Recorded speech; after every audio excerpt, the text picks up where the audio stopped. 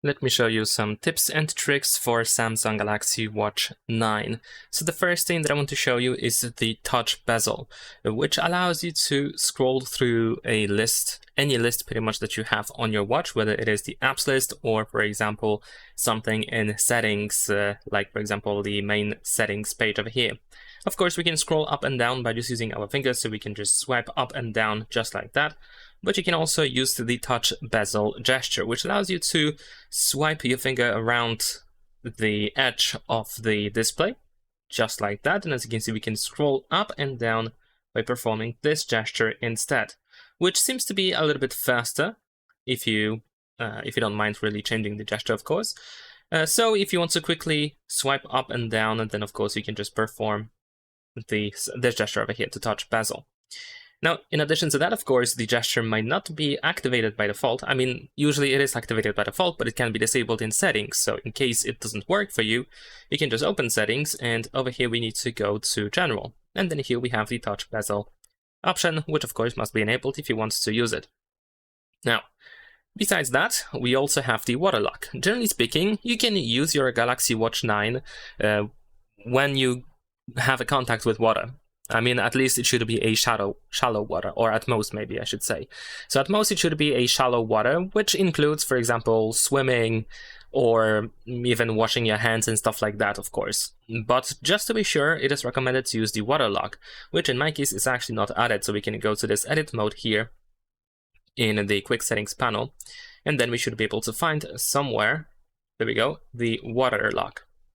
So then you should be able to activate it. If you tap on it, then you will pretty much disable these buttons. They will not do anything, which of course allows you to avoid causing damage to the smartwatch. And if you want to exit it, you just have to press and hold this upper button, this home button, for a couple of seconds. After that, the smartwatch is also going to eject water. And it is also recommended to shake the watch a little bit so that the water comes out, for example, from the speakers over here or from the microphone, of course. And still, it is recommended to not wear your watch if you have a contact with water, if you plan on swimming, for example, or stuff like that. But if you want to perform some workouts or something, or if you want to exercise with your watch, then of course it is still possible. In fact, if we go to this fitness section here, and if we go to more, then you should be able to find, for example, pool swim or open water swim. So of course, even the Samsung Galaxy Watch 9 allows you to use it while working out in water. So that's completely fine. Besides that, of course, we have our two buttons. So we have the home button and the back button. And we can actually make some shortcuts. We can add some shortcuts and attach some features to these buttons. And of course, we're gonna go back to settings again. So let's open that. And here in settings, we can find buttons and gestures. Over here, we have the home button customization. So we have double press, which allows you to, for example, go to the most recent app. You can also attach or bind accessibility shortcuts. You can perform one of the exercises or activate the water lock, but also you can choose a specific app. So if you attach any app whatsoever of your choice, you should be able to double press the home button to quickly open app of your choice. So this can be very helpful if you want to have a quick access to any app. Of course, for the long press, usually we use the digital assistant. So in that case, it is Gemini. You can also switch it to Bixby, or you can choose to open the power menu. There is also the back button, of course, and we can only decide what should happen when you press it once. And by default, we just go back to the previous screen, or you can just switch this to show recent apps instead. I think using it to go back to the previous screen is just the most useful feature. Besides that, while we are here in buttons and gestures, we can find a bunch of additional gestures that I think are definitely worth mentioning. Like, for example, raise to wake, which seems to be a new feature for Galaxy watches. Essentially, you can raise your wrist with your watch, and then the watch can activate a digital assistant, which by default is going to be Gemini. And you can just say any prompt. You can ask Gemini about anything. So of course, usually you can activate Gemini by pressing and holding the home button. But with this gesture, you can just simply raise your wrist and put it close to your mouth. And then you can activate and use Gemini like that, which can be useful if you want to have like a very convenient access to Gemini, an automated one. Besides raise to wake, we also have double pinch and shake. You can also customize these, of course, these gestures a little bit, so be sure to check that out. There is also the knock knock gesture, which allows you to perform like a knocking gesture with your wrist or with your hands to do something, to activate something. And you can also go to gesture tutorials in order to find out how to properly use these three gestures: the double pinch, the shake, and the knock knock gesture. As for the raise to talk, the instruction is in this menu. I'm not sure why it wasn't included in these tutorials, but still we can check that out if you forget how to properly use it. In addition to that, if we go to the Samsung Health app, then of course you can find a bunch of different options in here. Like, for example, you can check your daily activity, your energy score.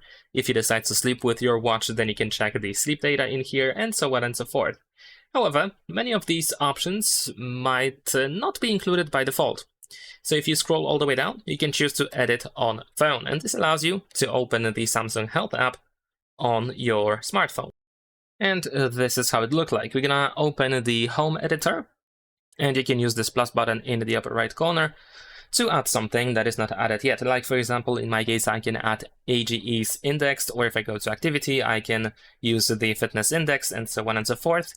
And in your case, you can, of course, find probably more options, but essentially, if you add something to the home screen in the Samsung Health app on your smartphone, then it is also going to be added into your watch. And at the same time, if you remove something from here, then it's going to be removed from the Health app as well. Now, that doesn't mean that you don't have access to these features anymore. Usually you can find them by going through all of these different widgets, like for example here we can find a bunch of them, or here we have those fitness exercises like workouts and such. We have the running coach, for example, and so on. So still, these options are available, but if you wish to have them all in one place here in the Samsung Health app, then you can easily do so. Now, in addition to that, we're gonna go back to settings, because over here we can also find advanced features. And over here in advanced features, we should be able to find a couple of additional options. Like, for example, here we have auto launch media controls. So you can show controls on your watch when you start playing audio or video on your phone, which of course can be convenient. So if you don't want to always go back to your phone to, for example, adjust the volume or something, then you can just activate this feature on your watch. And besides that, there is also the water lock. So if you don't want to have it in the quick settings panel, then you can also access it here in advanced features. And also we have the option to show media on the navbar once you start playing it on your phone. And I believe this option is actually enabled by default, but I just think it's very convenient to have the media player on the navbar whenever you play something on your phone. Keep in mind that many of these options and settings can also be done with your smartphone. So you can pretty much customize your whole smartwatch just by using your phone. You don't actually have to go through settings on your smartwatch if you don't actually like to use that small display. So if you open the wearable app, then over here you can, let's say, switch to the list of settings, and here you can find pretty much everything, and sometimes even more. Like, for example, we can find the manage content option, which allows you to transfer music or audio from your phone to your watch. So over here you should be able to transfer everything to your watch, and of course you can open the music player in order to play anything from your watch. There is also the gallery, of course, so you should be able to transfer images to your watch. You can even synchronize albums, which can also be very convenient. So if you wish to have access to albums on your Galaxy Watch 9, to albums that you have on your smartphone, then of course you might want to turn this option on.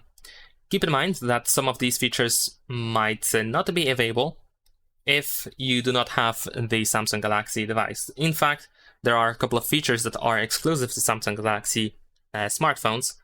So, for example, the Samsung Health Monitor app, which you will not be able to use if you don't pair your Galaxy Watch 9 with a Galaxy smartphone. So it is definitely inconvenient if you use something else, any other Android phone. But still, if you do in fact use Samsung Galaxy smartphone, then this is actually a good tip to also check out the Samsung Health Monitor, where we can find sleep apnea, for example, detection. And there is also the blood pressure. You can check out your blood pressure, or you can do ECG. Now, going back to the wearable app, besides the content, for example, you can also include the Samsung Wallet app. So you can add your payment card to the Samsung Wallet app if you use Samsung Wallet, of course. If not, then you can also use the Google Wallet app instead. That is not a problem. But you can also check out, for example, some of the watch faces. So if we tap on the current watch face, then over here, of course, we can scroll through all of these watch faces that we have added so far. Or you can just add more watch faces. There's actually a bunch of different watch faces, and they are mostly customizable as well. So I'm pretty sure you can find something for yourself. And one thing in particular that I think it's quite worth checking out here in the settings is notifications. So if you go to notifications, then you can choose app notifications, of course, and you can, besides checking out the list of apps that you have on your watch face, on the smartwatch, actually, you can also see the list of phone apps. So you can decide which apps on your smartphone should be allowed to send notifications to your smartwatch as well. So as you can see, not every app is allowed to do that straight away. So if you want to make sure that no notifications are going to be missed, if you prefer to have them on your Galaxy Watch 9 as well, then you just want to make sure that they are enabled in here. Now, if we open the list of apps over here, so the apps screen, then of course we can see those app icons. And if you are not sure what these apps are, if you are not familiar with them, usually you can just press and hold your finger on these apps in order to see the name of them. But if you prefer to always see these names, then at the bottom you can tap on the set view, and then here we can switch to the list view.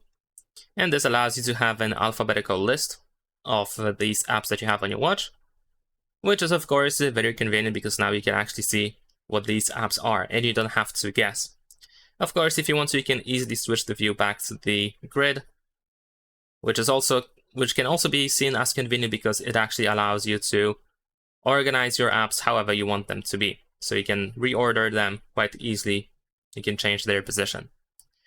Now, if you prefer to wear your watch on your right wrist, for example, instead of the left one, and of course, by default, we wear smartwatches on the left side, on the left wrist.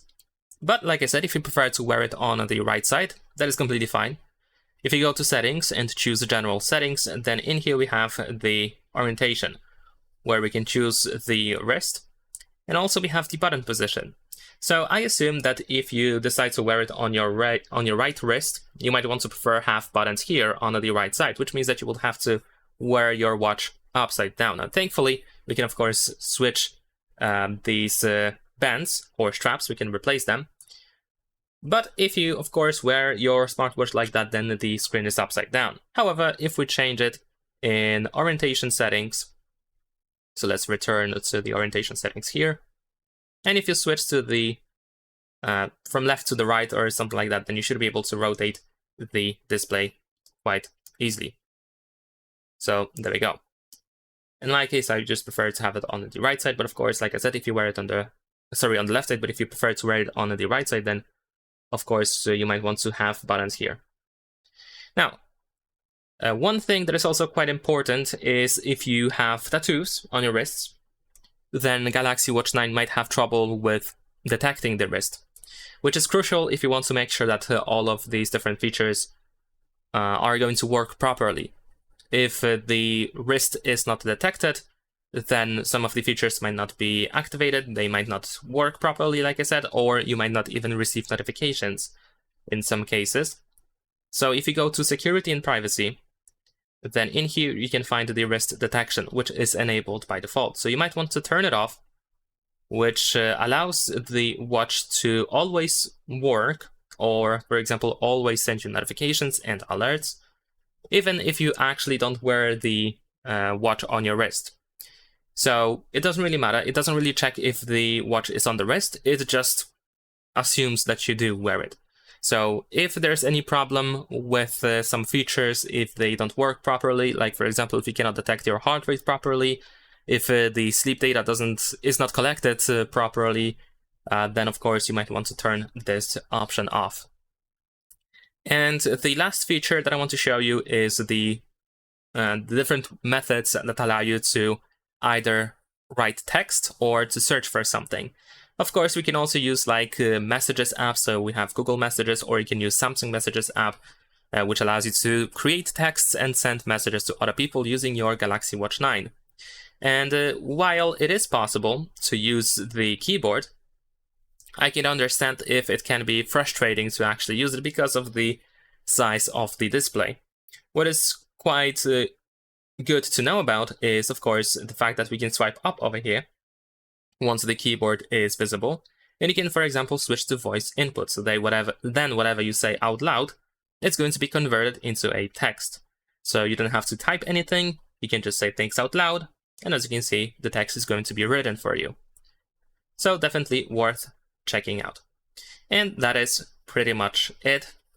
If you need more guides, some specific guides for Samsung Galaxy Watch 9, or if you're looking for more information about it, then be sure to check out my channel. Leave a like and subscribe.